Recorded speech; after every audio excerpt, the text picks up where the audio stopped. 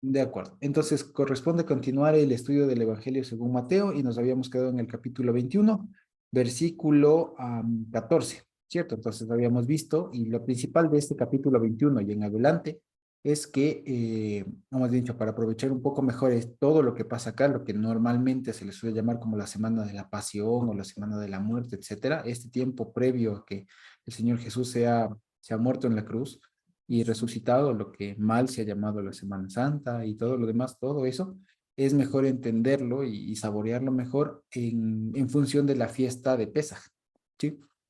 Entonces, la semana pasada habíamos visto un poco de ello en el inicio y nos habíamos quedado en este momento en el que el Señor Jesús está en el templo y, bueno, en las Biblias creo que ponen este título ahí de limpieza del templo, ¿no sé? ¿No es cierto?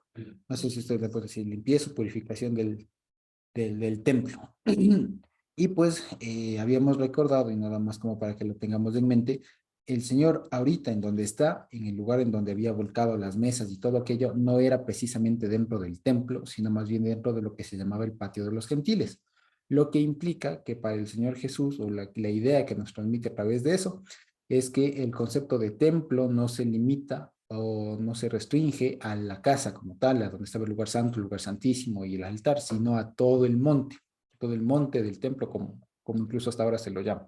Sí, y por eso es que aún en ese lugar que sería el patio de los gentiles, donde estaban las ventas y todo aquello, el Señor hace esta señal de limpieza que, como les digo, nos transmite algo muy, muy, muy profundo que a veces se pasa por alto.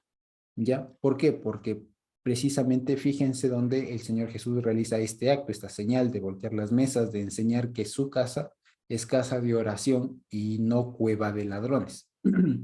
Y esto, una vez más, es importante que lo veamos en la localización y veamos si es que en un ratito puedo encontrar eh, el templo de Jerusalén, ¿no es cierto? Eh, Como que el esquema nada más para que lo podamos más o menos identificar. Permítanme un ratito, creo que este sirve. ¿Sí? Ok, perfecto. Entonces ahorita les comparto la pantalla nada más para que lo podamos ver todo. ¿Sí? ¿Sí? Entonces creo que ahora sí se ve, ¿cierto? ¿Me pueden confirmar, por favor, si se ve? Creería yo que sí, ¿vale? Entonces, lo que estamos viendo ahí es el templo, ¿no es cierto? O sea, todo esto es el complejo del templo, ¿vale? La entrada era por esta parte de acá, no sé si ustedes ven mi mouse, ¿ya? Pero la entrada era por esta parte de acá, que era precisamente la entrada que conectaba con el Monte de los Olivos, por donde seguramente entró el Señor Jesús en la denominada entrada triunfal. Y él a lo que entra es a este patio de aquí. Todo esto, es lo que se llamaba el patio de los gentiles, ¿sí? Todo eso es el patio de los gentiles. Ahora bien, eh, todo esto, el patio de los gentiles. ¿Ya? Ahora bien, si ustedes se dan cuenta, acá adentro está como tal el templo, ¿cierto? El templo ahí adentro, ¿ya? Y acá está el patio de las mujeres y como tal el atrio del templo, donde aquí estaba el altar y todo lo demás. Entonces, ¿dónde realiza el Señor Jesús esta actividad de voltear las mesas? Acá afuera, ¿no? No en el templo exactamente, sino en este patio grande, en este patio grande. Ya, en este patio grande es donde estaban todas esas mesas y el mercado, por así decirlo. La entrada es por acá. ¿Sí? Es una de las entradas. También tenían otras por los laterales, pero esta era la principal, digamos. Y por acá se salía. ¿Ya? Ahora bien, resulta que ahí entendemos por qué, y esto es, como les digo, es muy, muy revelador, porque para los tiempos del Señor Jesús, incluso hasta ahora, cuando se habla del templo, ¿no es cierto? Eh, cuando se habla del templo, lo que se suele pensar, o cuando se habla del templo, todo lo demás, principalmente cuando hacen incluso algunas ilustraciones y demás de este evento en particular, lo hacen como que si fuera dentro. O sea, en estos patios ya queda exclusivo donde entraba el pueblo, ¿no? Donde entraba solamente el que era de alguna parte, de alguna manera judío de la época. ¿Sí? Eso no dices que eso era el patio de los gentiles. Eso también el Señor lo consideraba mi casa. Exactamente. A eso mismo vamos, a eso mismo vamos. Entonces, es lo que les decía.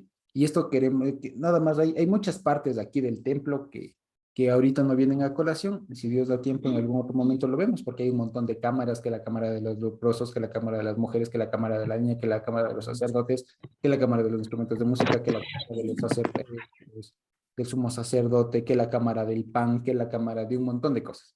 Entonces había todo el complejo ahí, más el tema donde tenían los rollos de escribas y un montón de cosas más que ahorita no viene mucho al caso. Pero el asunto es que cuando se piensa en esta escena, se piensa que el Señor Jesús está haciendo dentro del templo. Y lo que quería decir es que al templo en principio podía entrar, o sea, a este complejo podía ingresar la gente según su condición étnica o incluso según su género. Porque al patio de los gentiles entraba, como su nombre lo indica, todo mundo, incluso hasta gentiles. Entraban ahí tranquilamente, no había problema. Pero si querían entrar allá al complejo ese pequeño de adentro, ¿no es cierto? Si querían entrar ahí, tenían que ser judíos o convertidos, o convertidos. Y de hecho, de eso vemos que precisamente, ¿se acuerdan ustedes que cuando Pablo llega a Jerusalén y le capturan, él está entrando creo que con Lucas o con Timoteo, no me acuerdo muy bien, y él está entrando al patio ya de las mujeres. Y dicen, estás entrando con un heleno. Le dicen, no, él también se convirtió. ¿Ya? Entonces, ahí el asunto es que ahí en esta puerta para entrar al patio de lo que se denomina el patio de las mujeres, porque, como su nombre le indica, hasta ahí podían ingresar las mujeres, más allá ya no, ¿ya? Entonces, para ingresar incluso al patio de las mujeres se tenía que ser judío, sea por conversión o de nacimiento, ¿ya? Y más allá, al patio de los hombres, precisamente entraban ya solo los varones judíos, que es en donde incluso el Señor Jesús, como relata Juan, ¿se acuerdan ustedes en Juan 10, a propósito de la conmemoración que recién nomás pasó de Hanukkah? Él estuvo ahí, adentro, en el patio de los hombres, hablando acerca de que aquel que cree en mí, de su interior fluirán aguas como ríos de agua viva y demás. ¿Ya? Él estaba ahí adentro. Ahora, ¿por qué digo esto? Porque, como bien se dio, y ya se dio cuenta mi mami, pues lo que se ve aquí es que el Señor Jesús consideraba santo, o le extendió el concepto, digamos, o la categoría de santo, no solo al templo, a la casa, donde estaba el lugar santo, el lugar santísimo, sino a todo el complejo. Y nótese que este complejo de aquí, es todo este patio, esta extensión y todo lo que ustedes ven ahí, todo eso fue hecho por ni más ni menos que Herodes el Grande. Eso fue hecho por un romano. ¿Ya? Y de hecho, el famoso muro de los lamentos, el muro occidental, perdón, que es lo que queda ahí, ¿cierto? Es el muro de contención del lado de allá, del lado este de aquí, de acá, digamos, ¿ya? Es el muro de contención, precisamente un talud que estaba ahí, que es el que contenía toda esta planicie. ¿Ya? Era todo eso, ¿sí? Entonces, eso es lo que había. Ahora, lo que quiero decir es con esto es que con eso nos tiene que cambiar un poco el concepto de casa, de oración, el templo precisamente, para que no nos limitemos a pensar en templo del Señor, donde estaba el lugar santo, el lugar santísimo y tal, sino que el concepto de santidad o de lugar santo, por así decirlo, como de locación santa, por no confundir los términos, se extendía a todo el monte, porque acordémonos que esta parte donde estaba sembrado el templo era como una lomita extra en medio de todo lo que se llama la ciudad de Jerusalén, que a su vez es como una montaña, ¿ya? Jerusalén es como es como que estuviera en una loma, ¿ya? Y que a su vez va constituida sobre 7, y de hecho, Jerusalén está sobre 7 montañas, ¿ya? Toda Jerusalén está sobre siete montes, y uno de ellos es el monte Moría, ¿no? Que es en donde estaba el templo. Y precisamente en el monte Moría, que es porque, según se dice, es porque ahí se dio el sacrificio de Isaac, porque ahí Moría viene precisamente del verbo lirot, que es ver, que de ahí viene el famoso de Adonai Yire, que no significa Dios proveerá, sino Dios será visto, ¿no? Entonces, es eso. Entonces, lo que quiero decir en palabras simples, y si de pronto me hice un lío con todo, es que cuando pensemos en el concepto, incluso cuando leamos la Biblia y pensemos en el concepto de casa de Dios, de templo, etcétera, no pensemos solamente en el templo como tal, sino en el concepto de montaña, de monte, y más allá de eso, de esa locación, digamos, o sea, de esa locación, ¿ya? Y ejemplo de eso, donde lo vemos aquí en este episodio, de cuando el Señor Jesús vira las mesas de los cambistas, les echa básicamente y les habla, hace una señal, les reta, como dicen, ¿no? También ¿qué se diría? Les recrimina, por alguna manera decirlo así, el tema de que están negociando ahí las cosas, ¿no? Estaban negociando las cosas y precisamente le cita dos versos de la Escritura, haciendo una compilación ahí, ¿no es cierto? Que le está citando Isaías 56:7 y Jeremías 7:11. La primera parte que dice, esta será casa de oración, ¿no es cierto? O mi casa, casa de oración será llamada, es parte de Isaías, y la segunda parte que dice, pero ustedes la han convertido en cueva de ladrones, es de Jeremías. ¿Sí? Entonces, básicamente, el Señor también está haciendo ahí esto se llama no es Midrash, es, ya se me fue el nombre, pero bueno, es una técnica de interpretación en donde se cogen dos partes de la palabra y se los une y se saca una sola tesis. ¿Sí? Básicamente esto. Ahora bien, hasta ahí nos habíamos quedado. Entonces, nada más quería compartirles la ilustración del templo, de cómo seguramente fue en la época, para que tengamos esto un poco más en la mente y no solo nos estemos de pronto imaginando. ¿Vale? Entonces, le voy a dejar esto, nada más voy a borrar los dibujitos para que tengamos esto en mente y veamos en dónde es que el Señor Jesús está interactuando ahorita y dónde va a pasar todo el resto del capítulo 21 y poquito del 22. ¿Sí? Entonces dice el 14. Y viniendo a él en el templo, fíjense, ciegos y cojos, y vinieron, perdón, y vinieron a él en el templo, ciegos y cojos, y los sanó. Pero los principales sacerdotes y los escribas, viendo las maravillas que hacía, y a los niños, ahí no dice muchachos, le dice niños, ¿ya? Niños, ahí aparece la palabra paidión, ¿se acuerdan ustedes que hace ratito cuando hablábamos del niño, del menor, del chiquito, desde el que hace tropezar a uno de estos chiquitos, de estos niños? ¿Se acuerdan que hablábamos de esa parte? Ahí aparece la palabra paidión y aparece aquí la misma, había niños. Estos niños, aclamando en el templo, diciendo, Hosana al hijo de David, se indignaron. Y le dijeron, ¿oyen lo que estos dicen? Y Jesús les dijo, sí, ¿nunca leyeron de la boca de los niños y de los que maman perfeccionaste la alabanza? Y dejándolos, salió fuera de la ciudad a Betania y posó allí. Vale, entonces, ¿qué se puede ver aquí? ¿Qué se puede ver aquí? Lo primero que llama la atención es este tema de mendicidad, ¿no? Este tema de mendicidad precisamente en el templo. Ahora bien, en el templo como tal, vemos otra vez que es imposible que haya estado en el templo como tal, si nos imaginamos, o sea, la casa, la de dentro, la que era como una T, ¿no? Si es que, o sea, que haya estado las personas ciegas, cojas, etcétera. Es decir, que el Señor está haciendo esto más bien en el complejo, ¿sí? Y la idea de los apóstoles es que todo eso era el templo, ¿ya? Eso por un lado.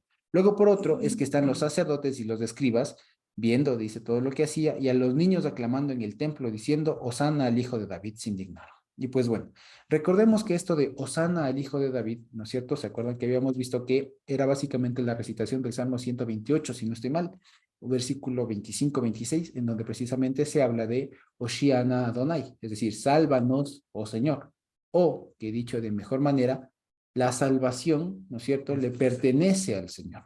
Y cuando aquí está diciendo la salvación le pertenece al hijo de David, con razón se van a indignar. Y la respuesta que el Señor Jesús les da es una respuesta que se puede entender de dos maneras. Una literal y otra un poquito más en contexto. La literal es lo que cualquiera de nosotros, y no hace falta ser teólogo para entenderlo.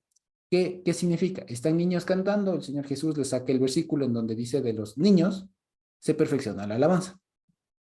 ¿Ya? Así de sencillo, no hace falta ser teólogo para eso. Pero luego hay otra que es un poco más profunda.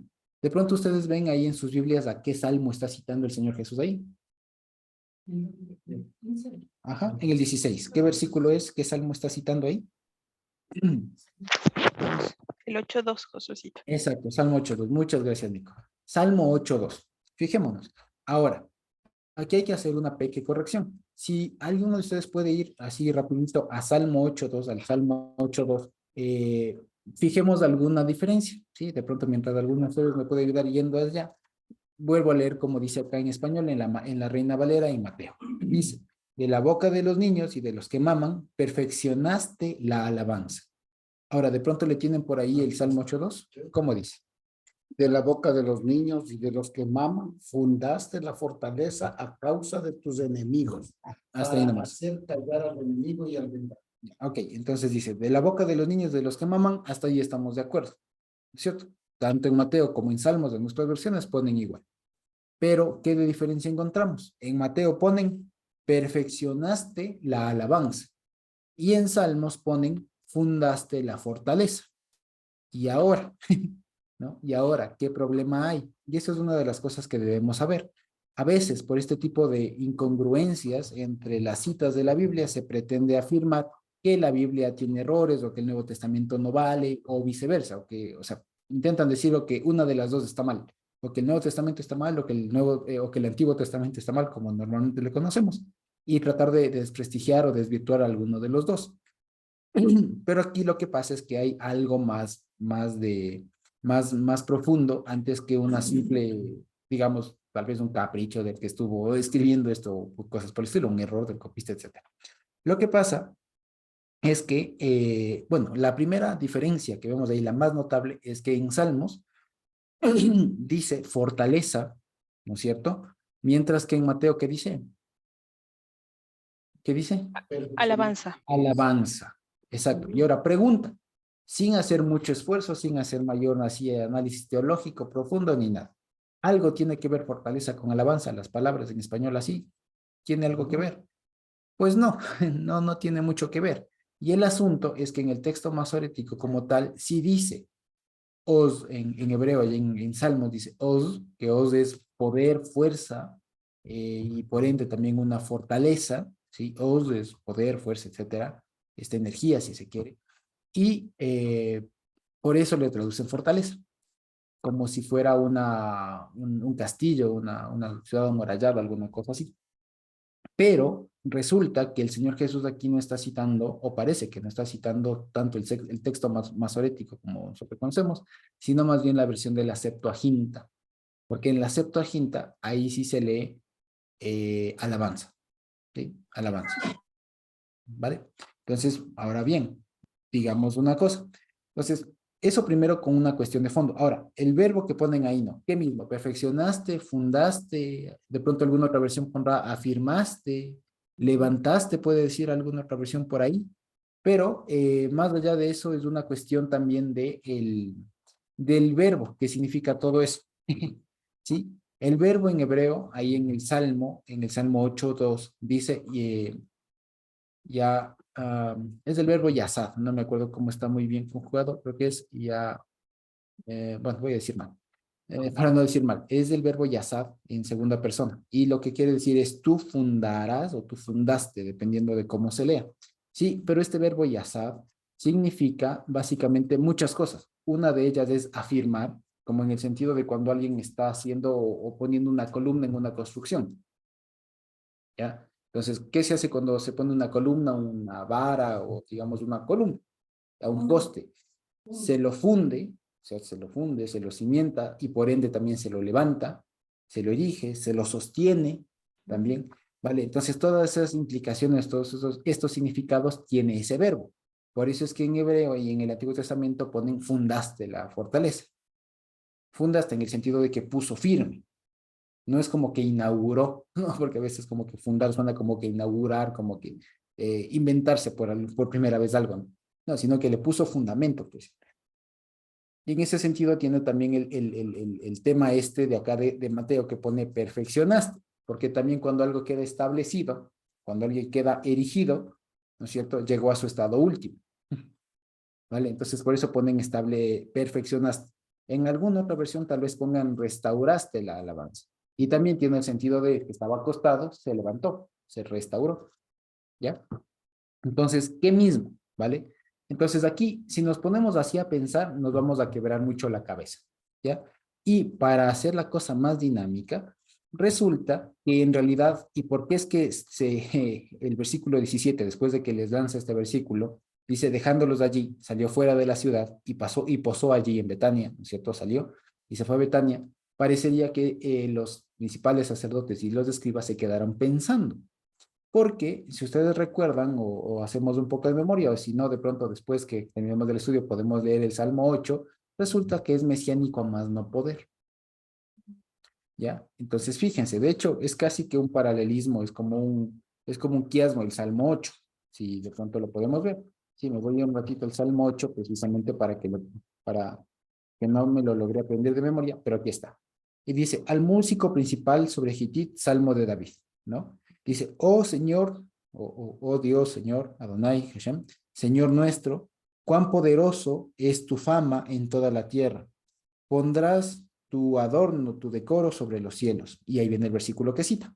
De la boca de los fetos, dice literalmente, y de los lactantes fundarás la alabanza. ¿Ya? A causa de tus enemigos, para hacer callar al enemigo y al vengativo. Cuando veo tus cielos, obra de tus dedos, y la luna que creas, que tú formaste, digo, ¿qué es un Enosh para que tengas del memoria? Y el Ben Elohim para que lo visites. Tú le has hecho un poco, tú le has disminuido un poco, aparte o en comparación con los de Elohim. Lo coronaste de gloria y de honra, de honra, le hiciste señorear sobre las obras de tus manos, todo pusiste debajo de sus pies, ovejas y bueyes, todo ello, y asimismo las bestias del campo, las aves de los cielos y los peces del mar, todo cuanto pasa por los senderos del mar. Oh Señor nuestro, cuán grande es tu nombre en toda la tierra. Vale. Entonces aquí este salmo, para no hacernos mucho lío, y si de pronto estoy yendo muy rápido, avisen allá. Este salmo, que parecería una cosa un poco extraña, muchos le tienden a pensar como que si fuera un elogio al ser humano. Porque cuando dicen, no, cuando pienso en las obras de tus manos, digo, ¿qué es el hombre? Ponen en nuestra versión, ¿no es cierto? ¿Qué es del hombre para que tengas de memoria y el hijo del hombre para que lo visites? Los de hecho un poco menos que los ángeles. Y si lo leemos así en español, tendría sentido, ¿no es cierto? Que en principio el Señor al Adán en el huerto del Edén le dio precisamente autoridad, potestad para gobernar sobre las bestias de esta creación, ¿cierto? Sobre las vidas de esta creación, animales, aves, peces y demás, ¿cierto? Parecería que tiene sentido.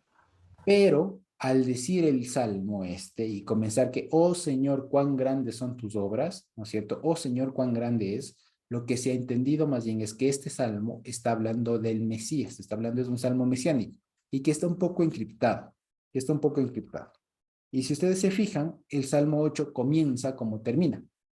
Oh Señor, Dios nuestro, cuán glorioso es tu nombre sobre toda la tierra, dice el versículo 1. ¿Y qué dice el versículo 9? Lo mismo. Oh Señor nuestro, cuán grande es tu nombre sobre toda la tierra. La segunda idea es, has puesto tu gloria sobre los cielos, de la boca de los niños, de los que maman, fundaste la alabanza, a causa de tus enemigos, para hacer callar al enemigo y al vengativo. Y el centro de todo esto es este versículo, el 3 y el 4, que dice, ¿ya?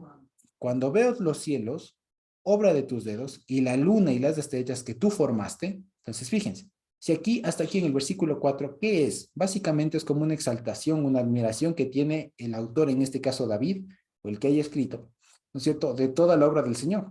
Dice, cuán grandioso es tu nombre, tu fama en toda la tierra. Veo la luna, veo las estrellas, veo las bestias, como diría más abajo, ¿no? Veo las bestias, veo todo eso y digo, cuán grande es tu nombre. Hiciste un montón de cosas.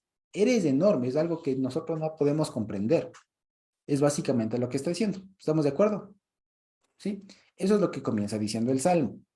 Ahora, cuando después dice el versículo 4, y como que se pone a reflexionar, ¿no? El autor David, y dice, digo, ¿qué es el hombre?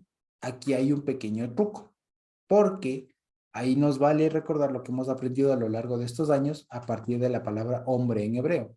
Ahí aparece la palabra Enosh, no aparece la palabra Adam, aparece la palabra Enosh, que significa alguien, un hombre, pero en una calidad sujeta, disminuida, si se quiere, de siervo, etc. Alguien dependiente, ¿no? Y después la siguiente parte del versículo 4 dice, y el hijo del hombre pone, ¿no? Y el hijo del hombre para que lo visites, ¿no es cierto? Y resulta que aquí no dice tanto hijo de hombre, sino ahí dice el Ben Elohim. ¿Ya? Ahí no dice Ben Adam, ahí dice Ben Elohim, ¿vale? Es decir, hijo de Dios, ¿ya? Ahora fíjense ustedes, aquí ya la traducción nos truquea un poco, porque ya les digo, si leemos así tal cual el versículo 4, pensamos que está hablando de la raza humana, que tú, como decir, como que parecería que has entendido siempre que Dios es tan asombroso, tan magnificente, pero se acordó del ser humano que siendo tan insignificante le puso en un puesto alto. Eso es lo que normalmente se suele entender a partir del Salmo. ¿De acuerdo? Pero resulta que cuando aquí vemos que Enosh es un término que no refiere a como decir, a la raza humana, sino a una parte, a un tipo específico de hombre, si se quiere, es decir, a un hombre que tiene una condición de sujeto, de sumiso, de siervo, si se quiere, pues ya nos damos cuenta que no está hablando de la raza humana, está hablando de alguien, por así decirlo, que se llama en este momento, se le identifica como un Enosh. Entonces dice, yo veo tu obra, la obra de tus manos, todo tan hermoso, tan maravilloso, majestuoso, tan grande, y después tú me muestras a alguien que se llama Enosh, y digo, ¿cómo es esto que tú le disminuyes? ¿Ya? Y dice, y después veo al hombre, al hijo al Ben Elohim, y lo visitas, o sea, y le das una tarea. ¿Cómo es eso? O sea, tú siendo Dios, te haces sujeto. Hay alguien que siendo tan grande, después viene en forma de Enosh. Hay alguien que señorea sobre las bestias y todo lo demás, y viene como alguien con un encargo. ¿Qué pasa aquí? Y de ahí viene la respuesta. Claro, lo que pasa es que tú le coronarás de gloria y honra. Está en futuro. Ya, en el 5. Tú le coronarás de gloria y honra. Le harás el señorear sobre las obras de tus manos. Todo lo pondrás debajo de sus pies. Entonces, no sé si nos damos cuenta ahí y logramos ver ya el tema mesiánico. En pocas palabras, no está hablando del ser humano, del que es el hijo del hombre o que es del hombre, no. ¿Qué es Enosh? ¿Qué es este siervo, este personaje que viene en calidad de hombre sujeto, de siervo, ¿no es cierto? Para que lo disminuyas. ¿Y qué es el hijo de Elohim, el Ben Elohim, ¿no es cierto? Para que le des un encargo, para que le visites, para que le des un encargo. Dice, le has disminuido un poco más que los de Elohim, dice ahí. Le has disminuido a partir de los de Elohim. Pero tú a esa disminución, entonces no sé si ya nos damos cuenta. Enosh ben Elohim, es lo que quiere decir, no es otra cosa que una figura, un anuncio de Mashiach en su versión disminuida. ¿Sí? En su versión disminuida, en su versión de siervo, como normalmente se suele decir. ¿Sí? ¿Estamos hasta ahí? ¿Sí? Vale. Y lo que termina diciendo el Salmo es, claro, cuando veo toda la obra de tus manos, que es una cosa enorme que no se alcanza a comprender, y después me muestras a alguien que viene sujeto, que viene disminuido, digo, ¿cómo es esto? Es una cosa que a la cabeza humana no entra. ¿Cómo es que Dios siendo tan grande viene después de acá disminuido?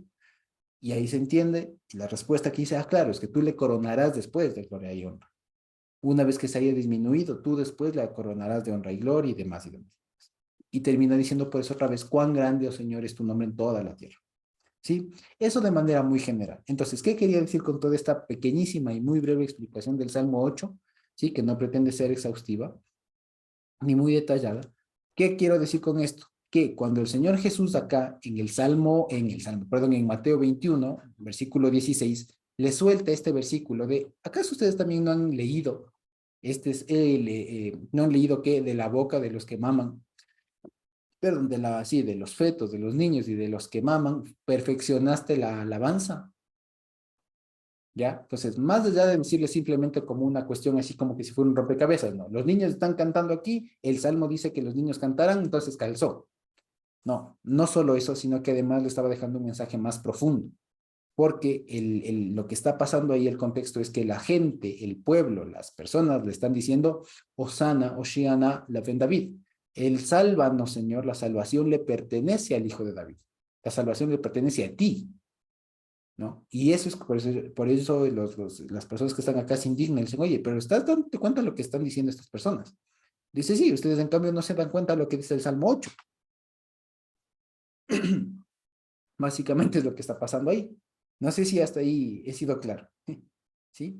Entonces, lo que estoy tratando de decir es que al momento que el Señor Jesús les bota este versículo, el 8:2, en realidad, más allá de estar haciendo referencia a ese versículo, está mandándoles estudiar todo el Salmo. Y deben haber venido. Exacto, y por eso es que parece que ahí ya se queda ahí la conversación, y después Jesús les dice, les dejo, les dejo con el encargo y se fue, ¿no? Como decir así, ¿ya? Estudiarán, por decir así, ¿no? Por decirlo de alguna manera. Entonces, el Señor Jesús le dice, claro, es que está bien que digan eso, o acaso ustedes también no han leído el Salmo 8, y si no, pues estudiar el Salmo 8, que es que eso está escrito. Y ahí entiendan por qué ahí sí la salvación, la provisión de refugio, le corresponde, por más que decir que le pertenece, le corresponde a Dios mismo. Fíjense ustedes, ¿ya? Eso es lo que está pasando ahí. ¿sí? Entonces, una vez más, en este episodio, que digamos, en este territorio, en esta locación que vemos ahí en la pantalla, ¿no es cierto? Está pasando una vez más, lo que Mateo nos ha dicho de una y mil formas, que el Señor Yahushua es el Mashiach, que no es otra cosa que decir que Dios mismo aquí en persona disminuido, ¿ya? Si podemos resumir todo lo que hemos dicho en los últimos minutos en una frase es eso. Yahushua es Dios y es el mismísimo Dios disminuido. Y lo que están diciendo los muchachos, están ratificando lo que ya se anunció acá. Exactamente. Están ratificando que de él, del que está allí, a él, de él es la salvación. Exactamente. Y que esos niños lo que están es ratificando, diciendo, repitiendo lo que los mismos líderes religiosos no podían hacer ni entender. Por eso les hace, los niños, a los muchachos les hace entender. Y ellos están dando de memoria, por decir lo del Salmo 8, y les está mostrando que Dios les ha revelado a ellos, a estos niños, esta verdad profunda de proclamar al Señor Jesús, al que estaba allí, que le corresponde a él esto de Hosana, al hijo de David, que solo le correspondía a Dios. Le están dando a él, y los otros siendo maestros no pueden entender. Exacto. Más bien se quedan, los otros se quedan y están diciendo cosas chocantes, ¿no? Hirientes, porque en realidad la palabra ahí que ponen como se indignaron, es como que se compungieron, como que les dolió. ¿Por qué están diciendo eso? Manda el Señor, o sea, mira lo que están diciendo, o sea, duélete. Les dice, ¿cómo que va a doler? O sea, sí, porque le dicen, no les escuchas. Le dicen, sí, y ustedes en cambio no han leído. Y es como decir, es como que si, o sea, es como que parafraseando, es como que si los escribas y los sacerdotes le dijeran, no les escuchas a los niños, y el Señor Jesús, y ustedes no le escuchan a Moisés, ustedes no le escuchan al Salmo, alguna cosa así. Entonces es una herramienta en realidad esto que parece muy bonito, muy tema de que sí, una vez más, del Señor avalando la participación de los niños y demás, que sí. Pero más allá de eso, lo que está dándonos el Señor a través del Evangelio es una herramienta muy potente para demostrar con argumentos bíblicos, como les tocó a la gente de esta época, demostrar, como se suele decir, a punta de Antiguo Testamento, que el Señor Jesús es el Mesías. Que, ya les digo, es una tarea no tan fácil. Es una tarea no tan fácil. Para nosotros se nos facilitó un montón la tarea porque tenemos el Evangelio, porque tenemos los 27 libros del Evangelio. Por eso se nos hace tan fácil decir y conectamos de enseguida las cosas. Pero en cambio, imagínense lo que le tocó hacer al Mateo que escribió esto y después del apóstol Pablo, saberse de memoria, digamos, o dominar de alguna manera la escritura para que cuando digan, como dijo el profeta, como dijo acá, como dice acá, chan, chan, chan, chan, chan, chan, entonces conectar todo eso y decir, aquí está hablando claramente del Mesías. ¿Ya? Eso es lo que está diciendo aquí. Entonces, más allá de digamos, una declaración muy alegre de, ay, sí, de los que maman, y fundaste la fortaleza, ¿no? Incluso creo que hay una canción bien simpática y todo, pero más allá de la emotividad que puede conducir esto, lo que está diciendo es una verdad teológica muy fuerte, muy profunda, que básicamente es la piedra de nuestra fe, ¿no? Es la piedra de nuestra educación, de nuestra creencia, como normalmente se suele decir. Y que aquí nos está dando una herramienta bíblica potente, que es estudiar el Salmo 8. Estudiar el Salmo 8. Y ya les digo que a veces los comentarios que normalmente hay giran en torno como del ser humano, como que Dios siendo tan supremo, tan excelso y demás, tan grande, se acordó de un ser humano, de la raza humana, que siendo tan menos que un ángel incluso le dio un montón de cosas. Entonces, no es así. Ese salmo es mesiánico, tan mesiánico que aquí el Señor Jesús les manda en el templo, en el complejo del templo, les manda, como decir, a estudiar a los escribas y a los sacerdotes el Salmo 8. ¿Ya? Eso básicamente es lo que podemos ver acá. No sé si hasta ahí tenemos alguna pregunta, algún comentario. ¿Sí? Y si no, podemos continuar un poquito más.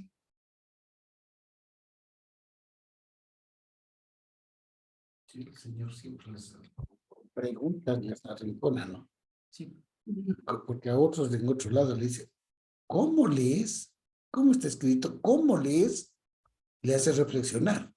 Acá le dice, ¿nunca leíste de la boca de los niños de los que perfeccionaste la alabanza? Entonces siempre le está haciendo reflexionar, pensar que está escrito. Solo remítase a lo que está escrito. Y cómo ahora podemos entender que su Santo Espíritu lo que está haciendo es a esos muchachos que no sabían de teología nada seguramente, pero la revelación de Dios estaba, para que entiendan que ese hombre que estaba allí era el Hijo de Dios, el Hijo de David, dicho de otro modo, y que él es el que tiene la salvación para su pueblo. Así es, y precisamente este evento nos conecta con todo el diálogo que viene después, incluso con esta parábola de la higuera. ¿Por qué? Porque si ustedes se dan cuenta aquí cuál es, y a propósito de lo que dice mi papá, ¿qué es lo que está pasando? Quienes deberían saber del Señor, no sabían. Y quienes en principio no deberían saber, están declarando las cosas. ¿Ya? Entonces, a eso es a lo que más o menos se va a retratar en el tema de la parábola de la higuera, o parábola del evento este de la higuera. ¿Sí? Y lo que va a terminar diciendo después con el tema de la parábola de los dos hijos, del dueño de la viña y todo lo demás. Que básicamente es eso. Quienes deberían hacer, no hacen. Y terminan haciendo quienes en un principio incluso dijeron que no. ¿Ya? Y después les ponen unos ejemplos más fuertes todavía. ¿Ya? Y de eso parte aquí, de que los principales sacerdotes y todo, al ver al Señor Jesús llegando, ¿no es cierto?, en plena sazón de Pesaj y demás, en lugar de decir vino, como le identificaría Juan el Bautista, que precisamente después hablan de la autoridad de Juan el Bautista, ¿no? Como diría Juan el Bautista, he aquí el Cordero de Dios que quita el pecado del mundo, cállense, ¿qué hacen esto? Están haciendo mal. Y todo lo demás, ¿no? Entonces, ese es el asunto que nos abre camino para lo siguiente, que Dios mediante ya veremos, Dios quiera, la siguiente semana. ¿Sí? Entonces, no sé si es que hay alguna pregunta por ahí, si no podemos continuar, quizás hasta el 22. ¿Sí? Dice, vale, creo que no hay preguntas, ok. Dice el 18. Por la mañana, volviendo a la ciudad, tuvo hambre. Y viendo una higuera cerca del camino, vino a ella y no halló nada en ella, sino hojas solamente, y le dijo, nunca jamás nazca de ti fruto. Y luego se secó la higuera. Viendo esto, los discípulos decían maravillados, ¿cómo es que se secó enseguida la higuera? Respondiendo Jesús les dijo, de cierto os digo que si tuviereis fe, no dudaréis, no solo haréis esto de la higuera, sino que si a este monte dijereis, quítate y échate en el mar, será hecho, y todo lo que pidiereis en oración, creyendo, lo recibiréis. Vale, ahora, aquí hay unas pequeñas cosas que toca apuntar, porque si nosotros leemos este mismo pasaje en Marcos, resulta que pasa en dos tiempos esta parte, ¿no? En Marcos y en Lucas, si no estoy mal, pero más en Marcos, porque acuérdense que aquí sale del templo, se va a Betania, ¿no?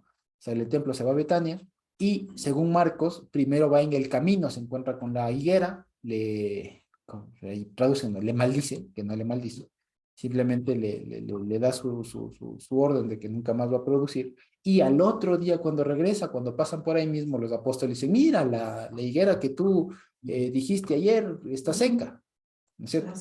Se ha secado, eso es lo que dicen en Marcos, ¿no? Aquí en Mateo lo hace más sintético, simplemente dice pasando por ahí y luego se secó. ¿Ya? Entonces, no habría mayor conflicto ahí, básicamente es lo mismo, nos está contando la misma historia. Ahora, más allá de esos detalles un poco técnicos, ¿no? de si bajaba, si subía, si era ahí mismo, si se secó enseguida, si se secó luego, más allá de eso, lo cierto es que el Señor profirió una palabra y la higuera se secó. Ahora, vale la pena decirlo aquí. Resulta que con la higuera hay una particularidad.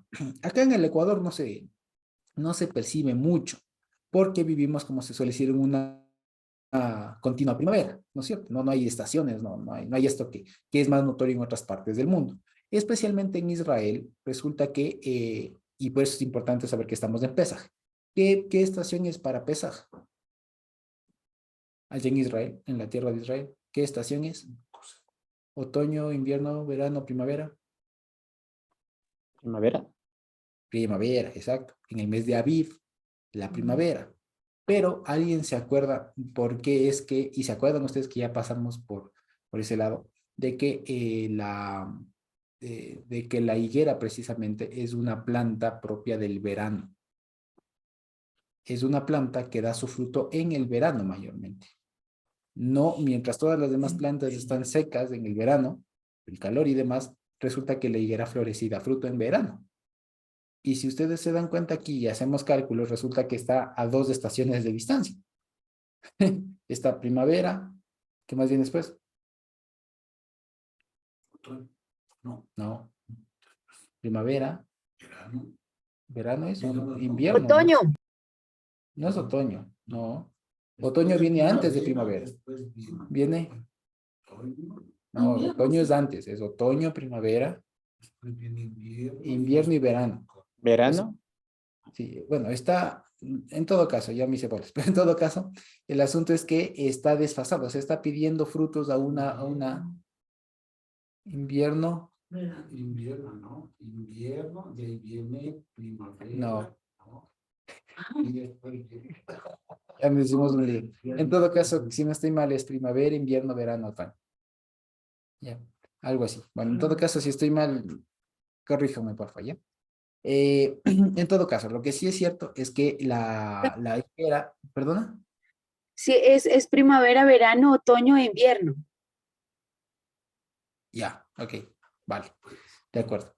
Ok, en todo caso, lo que sí es que estamos desfasados, estaría, digamos, pidiendo el Señor Jesús o buscando algo que no corresponde, que no debía haber, ¿no? Y precisamente el asunto es esto, que es una cosa curiosa, porque el Señor Jesús le pide o va a ver a la higuera un fruto fuera de tiempo.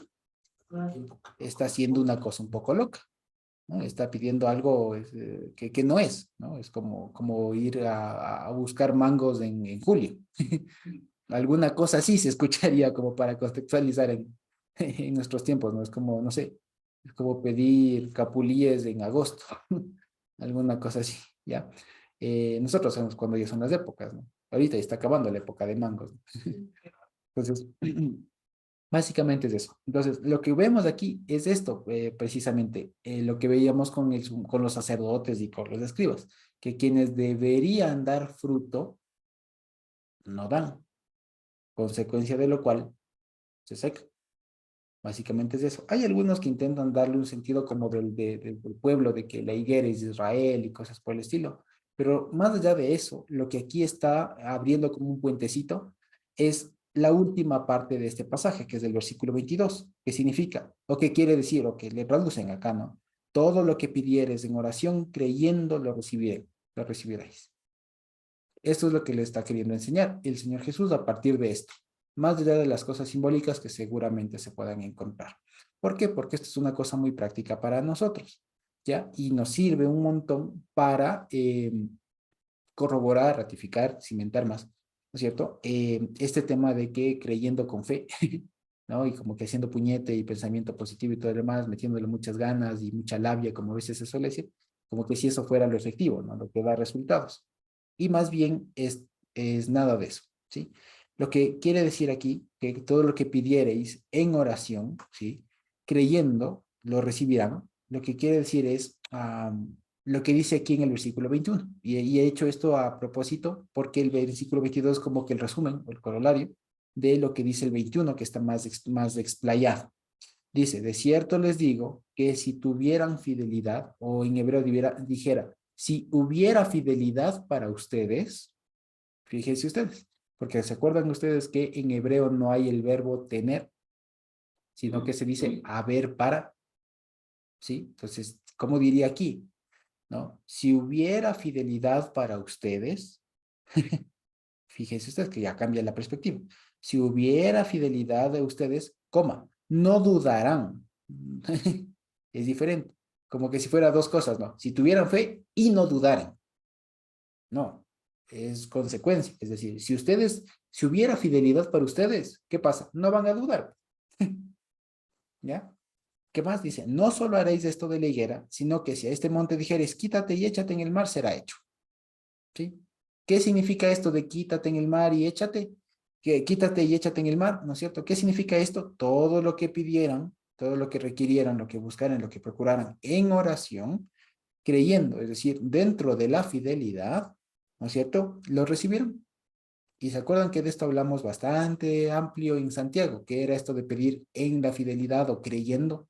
Es decir, pedir, como diría ahí, pedir bien, no pedir para nuestros deleites, no pedir para nuestras concupiscencias, pedir dentro de los límites de la palabra, dentro de los límites de la fidelidad, dentro de los límites de lo que el Señor ha dispuesto. Si nosotros pedimos o inquirimos, si se quiere, del Señor algo dentro de esa educación que nosotros hemos recibido, obviamente lo vamos a recibir. ¿Sí? Vale. Básicamente eso es lo que queremos, lo que quería el Señor Jesús enseñar acá. ¿sí? Que es como un puentecito que ya les digo que va a conectar con este tema también de que el Señor Jesús en ese momento es como que estaba buscando eh, frutos, digamos así, frutos de las personas que se supone que deberían dar frutos, ¿sí? Pero lastimosamente no lo hallaron, ¿sí? Y una vez más, también de pasito, nos damos cuenta y corroboramos por no sé ya cuánta vez consecutiva, que los discípulos tenían una mente todavía bastante terrenal. Mira, Señor, dijiste y se secó. ¿No? O sea, ya le habían visto caminar sobre el agua, le habían visto darle de comer a un montón de gente y todavía es como que se asombra de que una planta se seca. ¿Ya? Entonces, una vez más, los discípulos tienen todavía esta mente bastante terrena, ¿no? Bastante de humana, digamos así. Y pues lo que el Señor les está enseñando es lo último, que todo lo que pidieran dentro de los límites de la oración con fidelidad o dentro de la fidelidad de la educación, lo recibieron. ¿Sí? Y creo que podemos quedar hasta ahí. ¿Sí? No sé si quedamos hasta ahí o de pronto se animan a avanzar hasta el 27. ¿Sí? Creo que podemos quedar hasta ahí, ¿cierto? Podemos quedar hasta ahí porque ya la siguiente, y creo que mejor quedemos hasta ahí porque la siguiente desde el 23 hasta el final casi del 22, bueno, hasta el 22-14, es casi que un solo tema. Es un solo tema que tiene que ver, como les anunciaba, con esto de quienes teniendo que hacer algo no lo hacen y de que incluso terminan haciendo todo lo contrario a lo que se debería, a lo que se supone que deberían hacer. Sí, eso entonces, Dios bendito, hemos avanzado un poquito más, pero creo que ha sido bastante fructífero, sí, bastante bueno. No sé si tenemos alguna pregunta que nos quede por ahí, y si no, creo que podemos ir terminando por hoy. ¿Sí?